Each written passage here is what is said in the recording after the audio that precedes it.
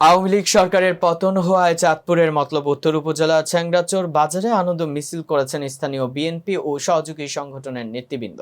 মিছিলে নেতৃত্ব দেন কেন্দ্রীয় কৃষক দলের যুগ্ম সম্পাদক ও চাঁদপুর জেলা বিএনপির সহসভাপতি ব্যারিস্টার ওবায়দুর রহমান টিপু ও বেগম খালেদা জিয়ার ব্যক্তিগত চিকিৎসক ডাক্তার শামীম আহমেদ।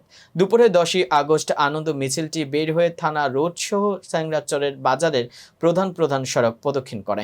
এ সময় মিছিলে উপস্থিত ছিলেন বিএনপি ও সহযোগী সংগঠনের শত শত নেতাকর্মী। পরে চ্যাংড়াচর ডিগ্রি কলেজের সামনে এক পথসভায় প্রধান অতিথি হিসেবে বক্তৃতা দেন ওবায়দুর রহমান টিপু। এ সময় তিনি বলেন, ছাত্র আন্দোলনের মাধ্যমে বাংলাদেশের নতুন দিন পেল। আমি আমার অন্তরের অন্তঃস্থল থেকে ছাত্রদের জন্য ধন্যবাদ জানাই, আর যারা এই যুদ্ধে শহীদ হয়েছেন তাদের আত্মার মাগফিরাত কামনা করছি।